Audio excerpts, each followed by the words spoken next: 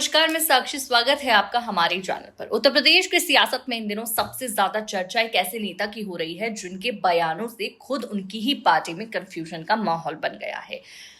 बात हो रही है निषाद पार्टी के मुखिया संजय निषाद की, जिनकी बयानबाजी अब बड़बोलापन और पलटीबाजी का प्रतीक बनती जा रही है। कभी बीजेपी को गठबंधन तोड़ने की धमकी देते हैं तो कभी उसे बीजेपी के साथ चट्टान की तरह खड़े होने की बात करते हैं। अभी हाल ही में उन्होंने परिवारवाद पर 360 डिग्री का यूटर्न ले लिया।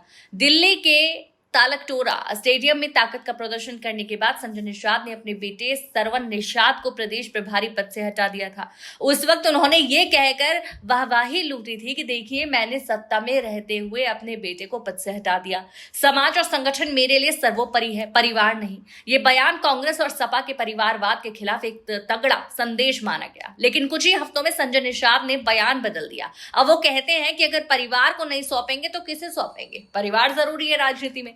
उनकी ये दोहरी बातें यही खत्म नहीं होती। उन्होंने दावा किया कि राजनीतिक दलों में परिवारवाद आम है। उनका आरोप है कि कुछ नेताओं को साजिश के तहत मरवा दिया गया, किसी को जहर देकर मारा गया और इसलिए वो अपने परिवार को राजनीति में साथ रखना चाहते हैं ताकि भरोसा बना रहे। उन्होंने कहा कि अखिलेश यादव का भी पूरा परिवार राजनीति में है। बीजेपी में भी कई मंत्री और नेता अपने बच्चों को आगे ला चुके हैं, तो फिर निषाद पार्टी को ही क्यों निशाना बनाया जा रहा है। संजय निषाद की इस बयानबाजी से न सिर्फ विरोधी बल्कि उनके सहयोगी दल भी असहज हैं।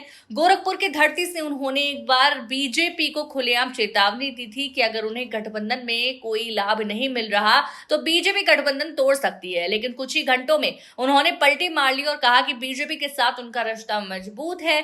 कुछ घुसपैठिए नेता रिश्तों को खराब करने की कोशिश में हैं। इन बयानों के बीच सवाल ये उठता है, क्या संजय निषाद को खुद समझ में है कि वो क्या चाहते हैं।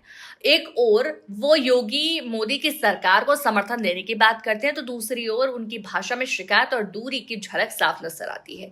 कहीं ऐसा तो नहीं कि पार्टी के भीतर उनकी पकड़ मजबूत करने और जातीय वोट बैंक को साधने के चक्कर में संजय निषाद अपने ही बयानों में उलझते जा रहे हैं।